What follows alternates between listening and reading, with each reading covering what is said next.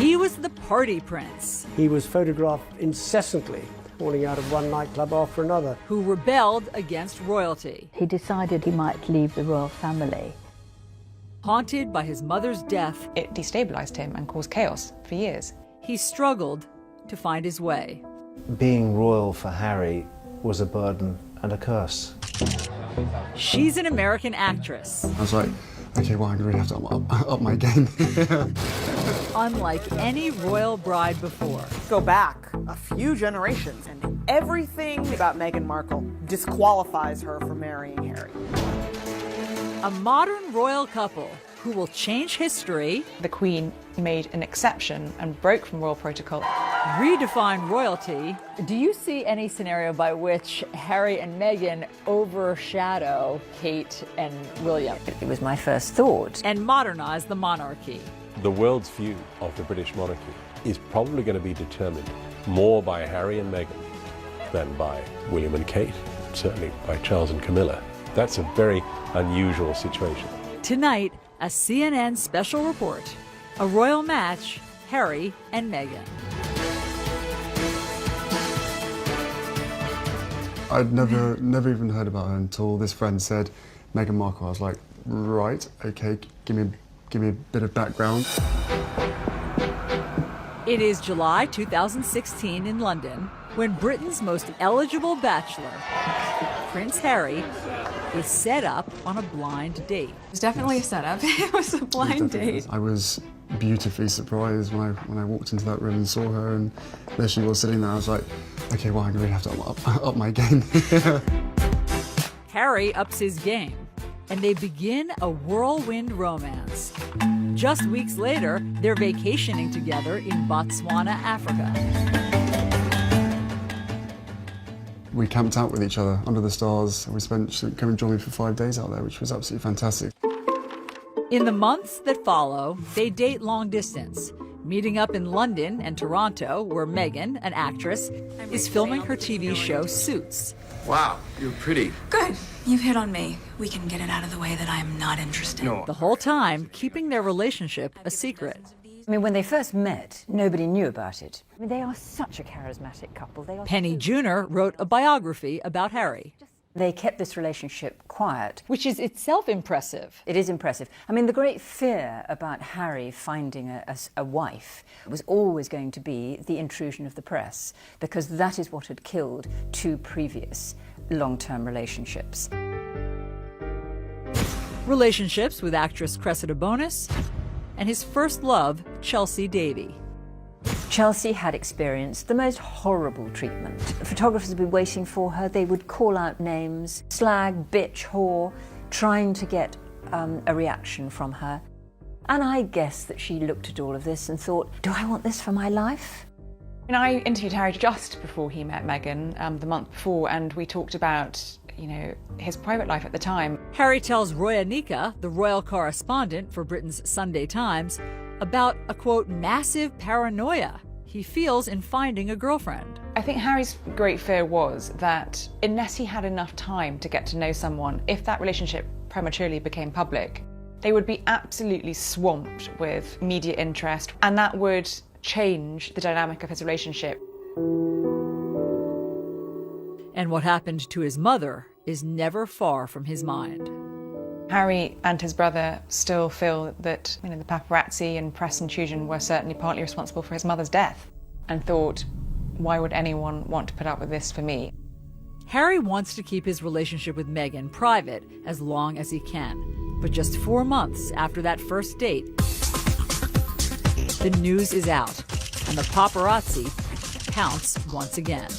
I mean, there was a photographer who got inside Meghan's house in Toronto. The paparazzi were camping on her mother's front lawn and following, and harassing all members of her family, anybody really who knew her. Despite starring in a TV show, Meghan is relatively unknown. Now the British press wants to know who she is and if she's fit for the royal family. She was a woman who had been married. People were fascinated by the fact that she was divorced. People were fascinated by her background, her acting, a career woman. How would that work, being with someone in the royal family? That's not what we've seen before. They also have not seen someone biracial dating a member of the royal family. And some of the conversation is blatantly racist. There was one newspaper headline saying, "Straight out of Compton," suggesting that she was from a gang-ridden neighborhood. Afua Hirsch is a journalist and recently wrote a book about race, identity, and belonging in Britain. And would Harry be dropping around for tea in gangland, which was very clearly racially loaded. A whole nother issue exploded, which was the number of rather horrific social media racist comments began to flood in from the darkest, vilest corners of the internet. The royal family responds in unprecedented fashion, with Prince Harry's team releasing a statement confronting the, quote, abuse and harassment Meghan is facing. Very unusual for a statement to come out. No one understands this better than Dickie Arbiter. He was press secretary at the palace for 12 years. He made the point, this is not a game. It's not a game, it's people's lives. And he was very angry, and it was a sort of back-off reminder to what they did to his mother. Why is it that you think that Meghan's upbringing, her race, why did that garner so much attention? In the past, members of the royal family, princes, would have married princesses. And when Harry's father, Prince Charles, was looking for a wife, it was also a requirement that a wife should be a virgin and a member of the Church of England. You just go back a few generations in the royal family, and everything that you can say about Meghan Markle disqualifies her from marrying Harry. Kate Coyne is the executive editor of People magazine. This is precisely why you had Edward abdicating his throne so that he could marry an American divorcee. Elizabeth's sister Margaret was in love with a divorced man and was not allowed to marry him. Wasn't Charles and Diana's wedding and marriage a wake-up call in some ways for the monarchy, that you can try to have somebody perfect, but it has to be chemistry and you have to let the person have the freedom to marry who they want? No, well, I think it was a lesson that they've learned. Harry is desperate for history not to repeat itself, and he's anxious to protect Meghan. Harry's statement was the most romantic thing a member of the royal family has ever done. And I think Engagement Watch was on from that moment. It was, let's wait for the ring. The ring comes in November 2017. Prince Harry has announced his wedding engagement to American actress Meghan Markle. And the royal family welcomes Meghan with open arms. The Queen made an exception and broke from royal protocol and invited Meghan to spend Christmas with the royal family and the Queen at Sandringham. That was the first time a royal fiancé has ever done that before actually marrying into the royal family. A powerful sign the monarchy and the Queen are modernizing and changing. The royal family now is trying to at least be much more reflective of society, and the Queen, first and foremost, wants her grandson to be happy. And that happiness is something Harry has been searching for most of his life. When we come back, the moment that changes everything. He didn't really deal with what life without her meant. It destabilized him and caused chaos for years.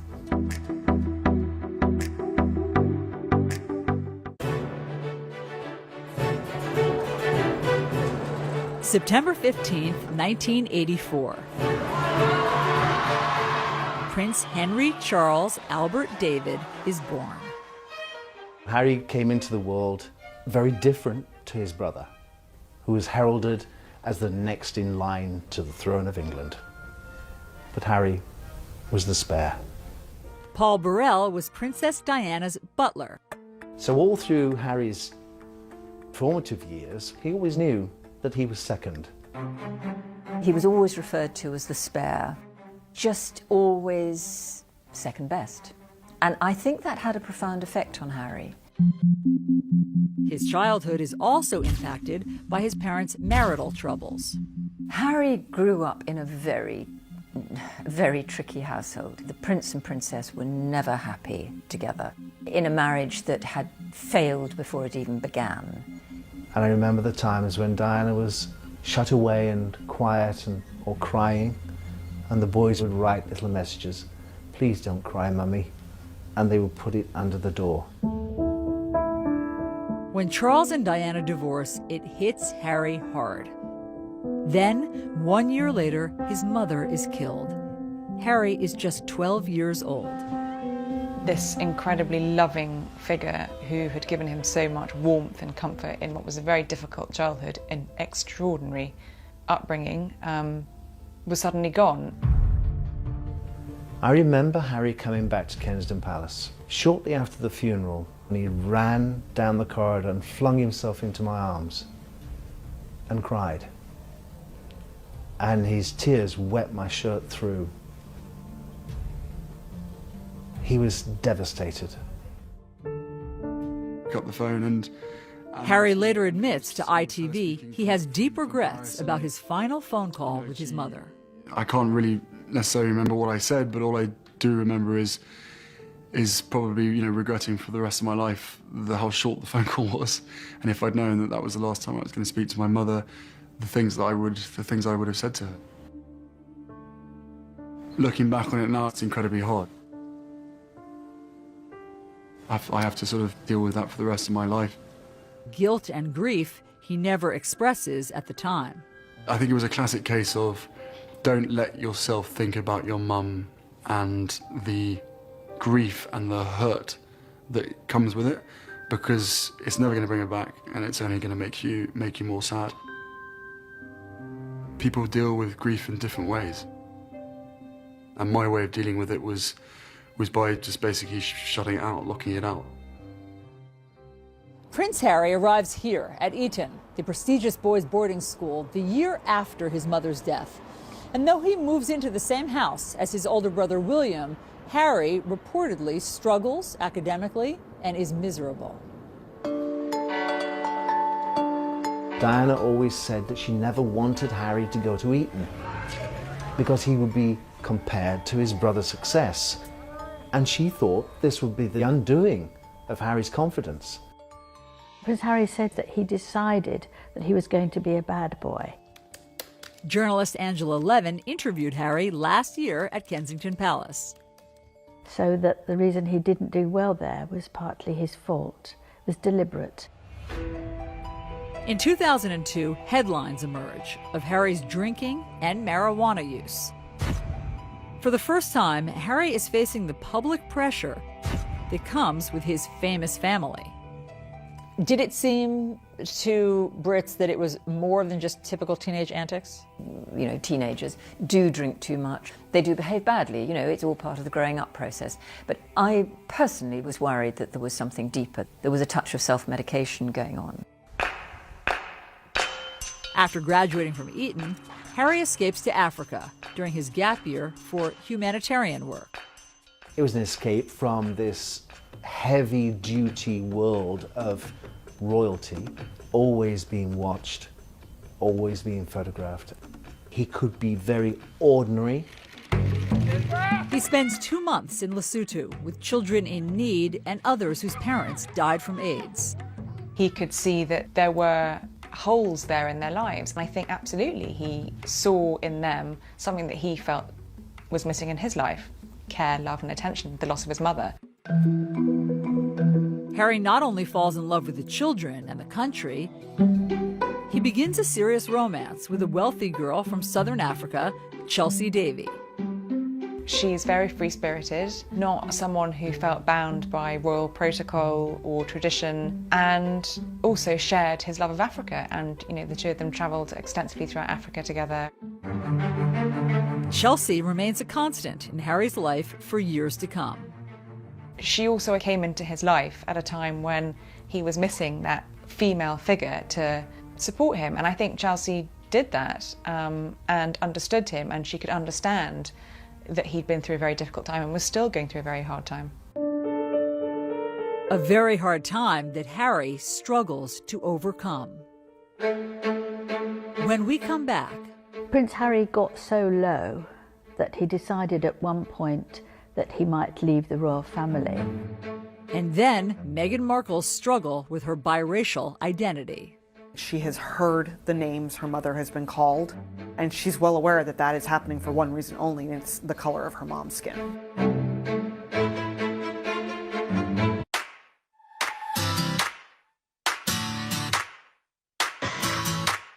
Meghan Markle grows up a world away from the pomp and circumstance of royal life.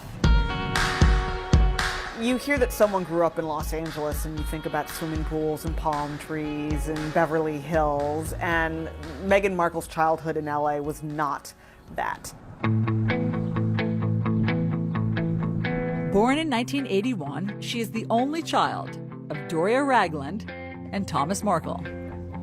Meghan's father was a lighting director for a number of shows in the Los Angeles area, most notably Married with Children. He eventually became the director of photography, and that was the sort of behind-the-scenes, less glamorous side of Hollywood. Meghan recounts spending time on the set with her father on The Late Late Show with Craig Ferguson. I grew up on the set of Married with Children every day after school for 10 years. I was there. Wow. I know. It's a very perverse place for a little girl who went to Catholic school, no less, to grow up.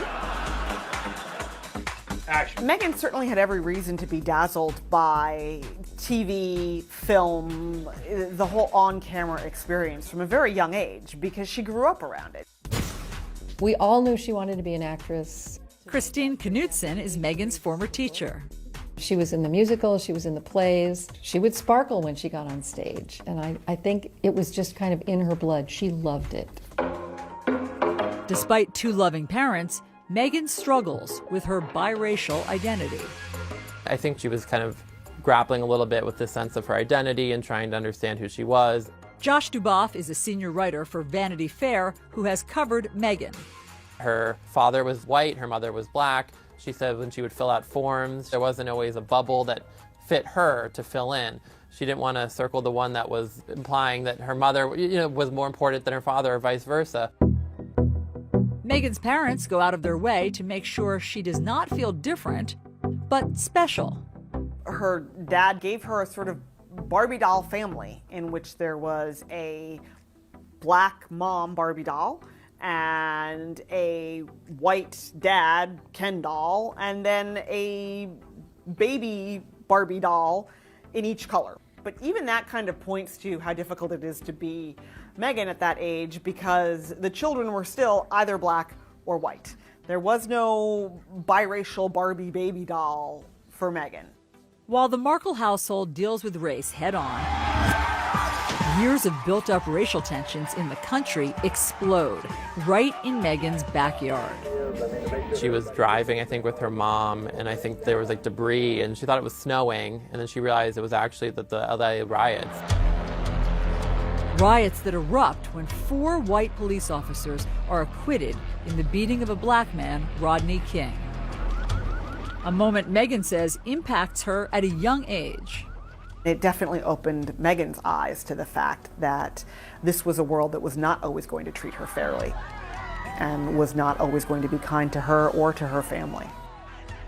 I was teaching here at the time, and I think it destroyed kind of that feeling that LA is this wonderful place to live and you have all these different kinds of people and we all get along, and then this just kind of smashed that. It's a grim reality for an 11-year-old to face, and one that would always be present. Meghan witnessed her mother experiencing racism. She has heard the names her mother has been called, and she's well aware that that is happening for one reason only, and it's the color of her mom's skin. Meghan's early experiences with discrimination are not isolated to race. While watching TV advertisements for a class project, one commercial stands out to her. Women are fighting greasy pots and pans. In the ad, they implied that the product was just for women who were going to be at home doing the cleaning. 11-year-old Meghan tells Nick News what she thinks. I don't think it's right for kids to grow up thinking these things, that just mom does everything. She was irate because she thought, my dad does dishes. It's not just women who do dishes. Why would it be women across America? And she wrote a letter. So I was wondering if you would be able to change your commercial to people all over America. And wouldn't you know it, it worked. The gloves are coming off. People are fighting greasy pots and pans with Ivory Clear. It had to have been such wonderful reinforcement for her at such a young age that she could make a difference, that she could take a stand and have her voice heard and not be dismissed. When we come back, Prince Harry and the burden of royalty. She really did love him, but being with Harry and the huge circus that came with it was overwhelming for her. She didn't want to be a princess. I don't think any sane person wants to be a princess.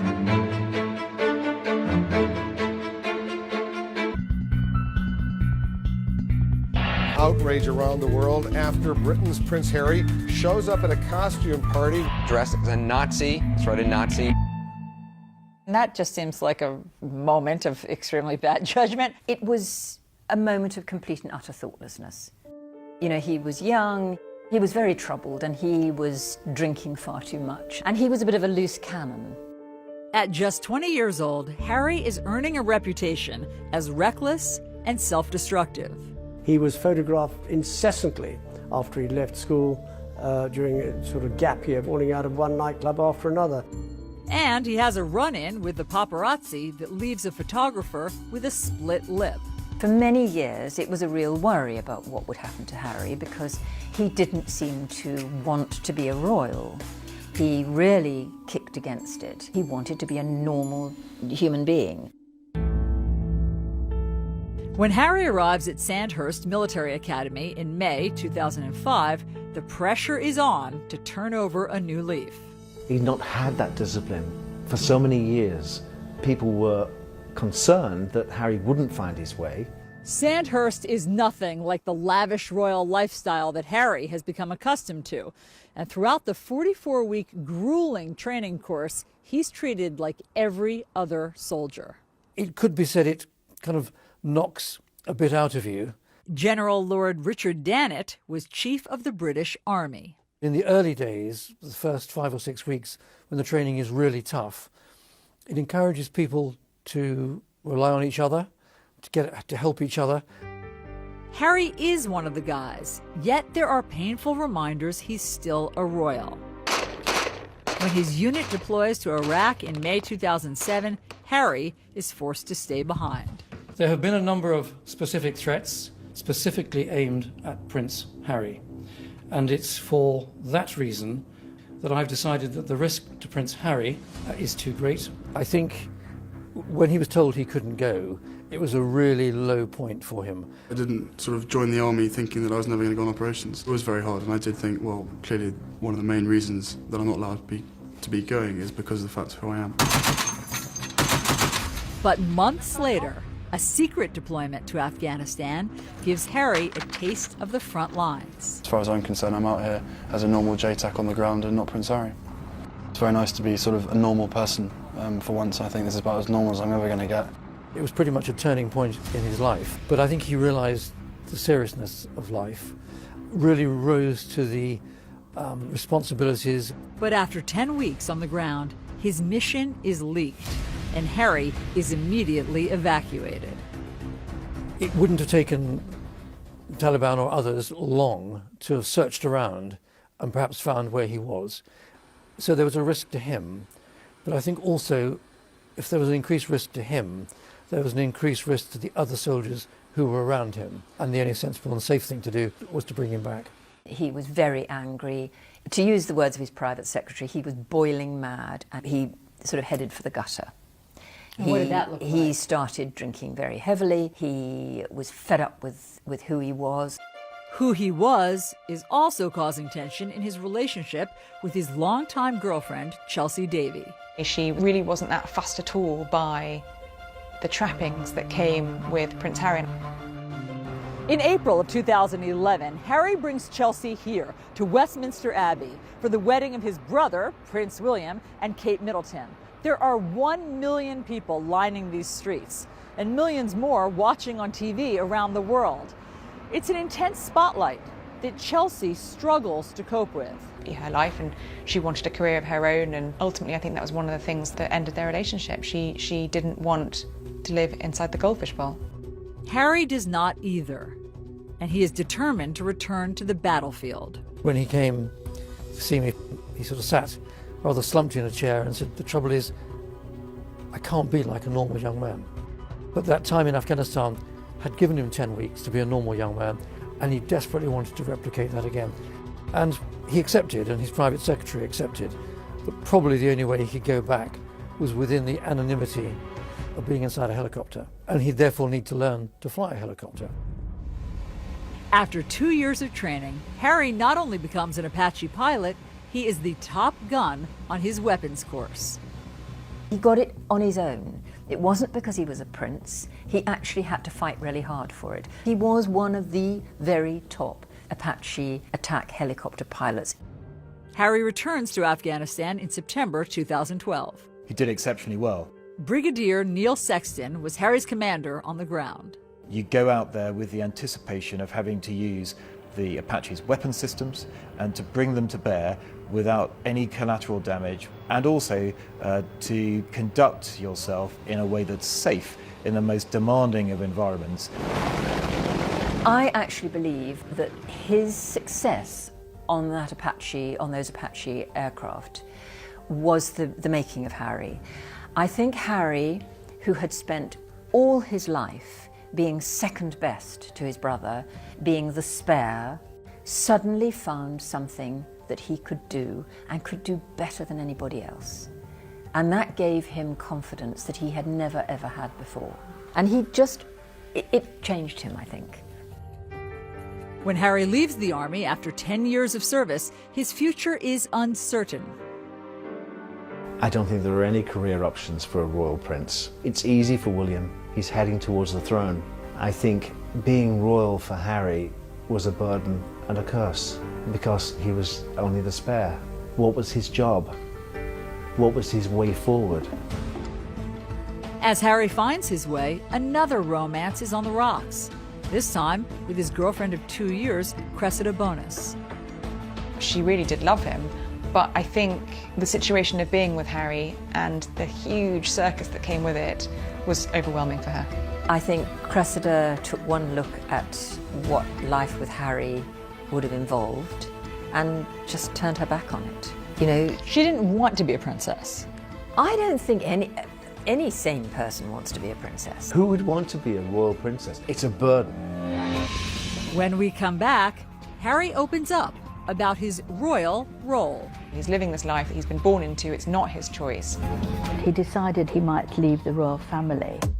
And then Meghan Markle's big break. She got lucky. She undoubtedly handed in a great audition, a great screen test, and she hit the jackpot. After graduating from Northwestern University, Meghan Markle moves home to Los Angeles. She's eager to chase her acting dreams, but the industry is tough. That is an industry that is built on judging you and tearing you down and rejecting you and making you second guess your weight and your skin and your hair and your talent and your poise. It's brutal. It's brutal. Harvey Young was Meghan's acting professor in college. When you leave college, it's a pretty bleak world of just laying bare your soul as part of audition before a casting agent, and then more often than not being told no. For Meghan, her identity struggle is magnified in Hollywood. What has she said about how her race impacted her getting jobs? Casting agents weren't always sure what to make of her. Is she going out for a Latina role? Is she somehow maybe Italian or even Middle Eastern? Or is she African American? Is she Caucasian? She undoubtedly felt like at times casting agents just threw up their hands and went, oh, never mind. Passed over for big roles, Meghan does get some small parts. Thank you. So what's going on here? What do you mean? What I mean is, like, you're way too cute to be just a FedEx girl. Maybe she'd have one scene or be there for one moment. I think she was on a bunch of TV shows, Fringe, Beverly Hills 90210. She was famously a deal or no deal girl. She had her little moment opening one of the briefcases. She has said that her 20s were brutal. Meghan struggled a lot. To become a successful actress, to be able to make a living, that's like winning a lottery ticket. I mean, the number of forces that have to combine to get you even the smallest scrap of success are so astronomical. Meghan auditions for 10 years. And then, at 29, she lands a significant role. Female lead on USA Network's legal drama, Suits. Is this all a joke to you? Because I take my job seriously. She got lucky. She undoubtedly handed in a great audition, a great screen test. She had excellent chemistry with her co-stars, and she hit the jackpot. Suits is an instant hit. Suits radically changed Meghan's life. First and foremost, she was now making more money than she had ever made before, ever. As the show achieves success, Meghan makes big changes in her life, including ending her 2-year marriage to Hollywood producer Trevor Engelson. When they met, she was still largely an aspiring actress. He was an aspiring producer. They were essentially at the same place in their careers. And then Suits really took off, and they weren't going in the same direction anymore. She was filming in Toronto, he was in Los Angeles. There were thousands and thousands of miles between them. Determined to use her position for good, Meghan spends her free time advocating for women. During a panel discussion, Meghan recounts how the success of the show emboldened her to stand up for herself. Every script seemed to begin with, Rachel enters wearing a towel. And I said, nope, not doing it. At a certain point, you feel empowered enough to just say no. She wanted to encourage other women to feel like they could speak up in the same way. And Meghan uses her fame to fight for women's equality across the world. As an ambassador for the nonprofit World Vision, Meghan travels to a remote village in Rwanda, where young girls walk hours every day to access clean water for their families. This is the water that she's going through all this work to get. But all that changes when the World Vision team builds a new well. These girls are able to stay in school because they aren't walking hours a day to go and get water, and this clean water source has changed the entire community. She has a sense that if she's been given a platform, if she has some influence, that there's a responsibility she has to use that for good. Laura Dewar is the Chief Marketing and Development Officer for World Vision. And she travels with Meghan to India in January of 2017. They visit local businesswoman Suhani Jalata in Mumbai, where the lack of sanitary products and the stigma around menstruation keeps young girls out of school. Suhani's created a business where they make maxi pads. They manufacture them, and then she has a team of effectively salespeople that go door to door talking to women about how they handle menstruation. Meghan comes home and writes an essay in Time magazine drawing attention to the barriers to education for girls across India. And she continues to mentor Suhani to this day. She's really more than happy to, have a call and just talk about the issues that we might be experiencing or any help that we need from her, whether it's in terms of fundraising, in terms of marketing, or any kind of support like that. This is not a celebrity who floats in, who needs a platform issue to associate with their quote-unquote brand. This is a woman who's had a desire to help in some way for a very long time, promote the faces and stories of women, and to begin to elevate them. When we come back, Harry and Meghan and the future of the monarchy. Do you see any scenario by which Harry and Meghan overshadow Kate and William? Oh, yes, I do. It was my first thought. This could be a problem.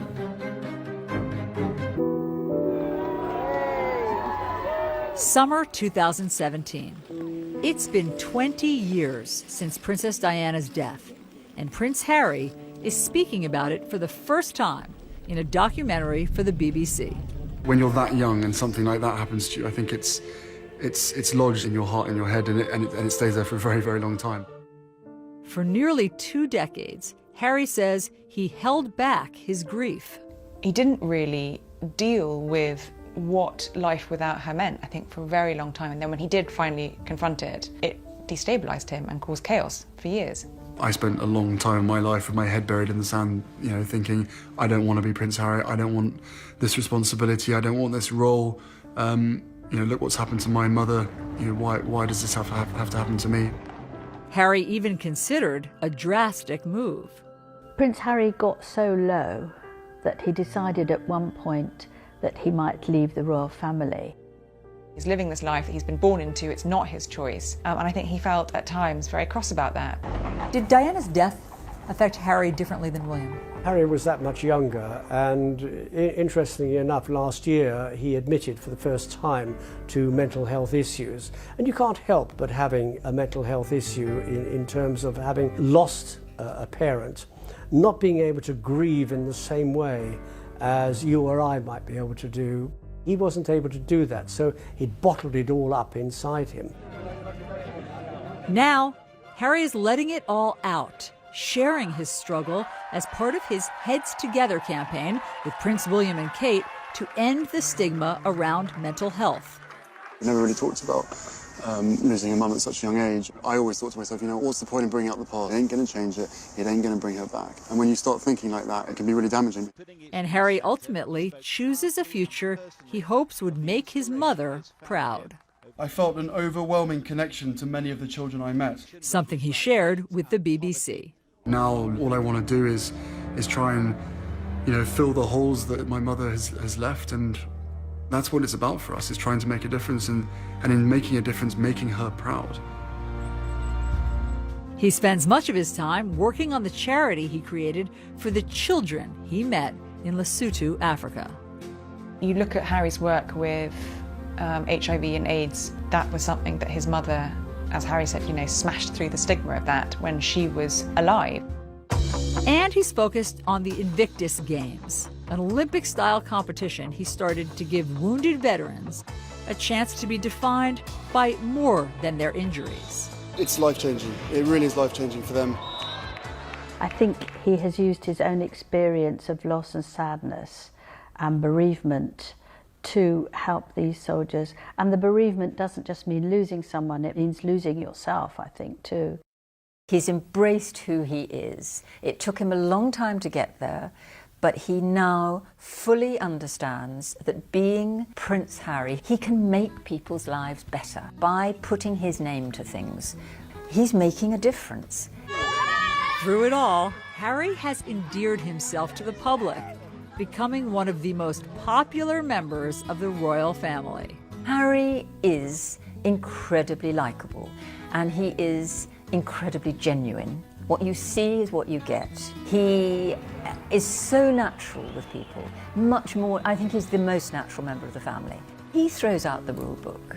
And that makes him enormously valuable to the monarchy.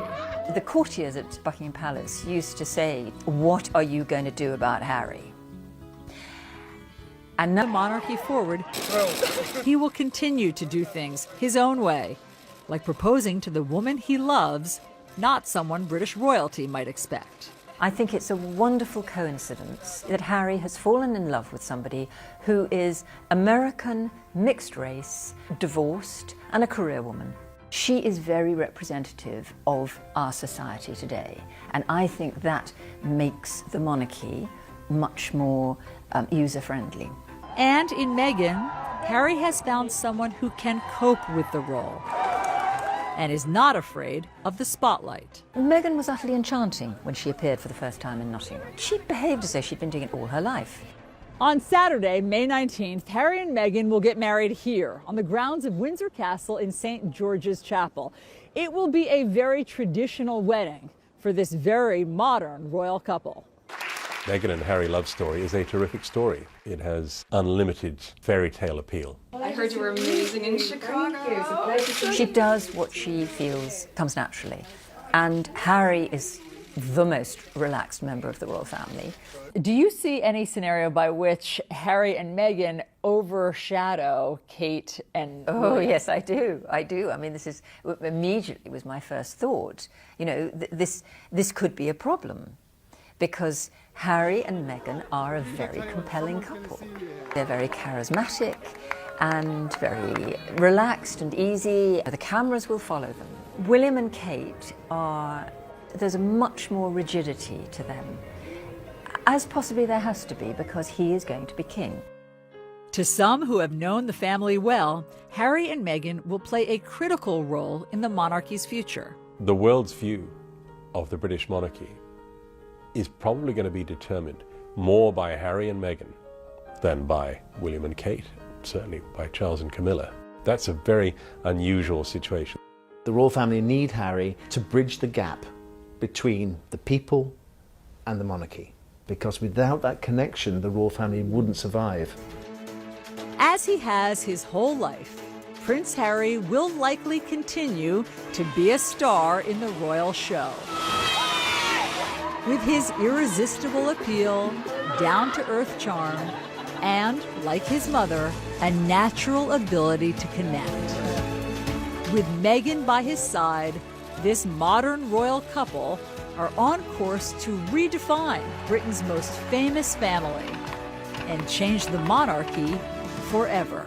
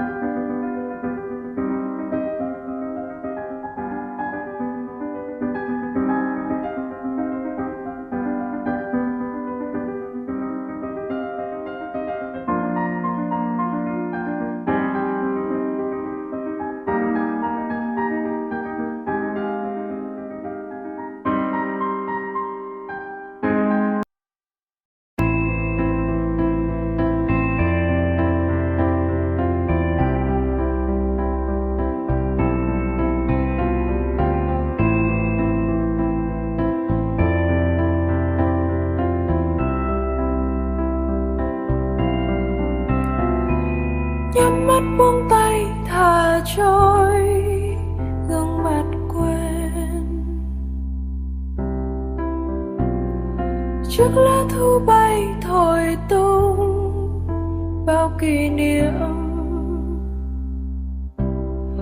và em lại nhớ anh, dần quên nỗi nhớ anh. Một ngày như bao ngày khi mặt trời lên chỉ còn bóng em một mình,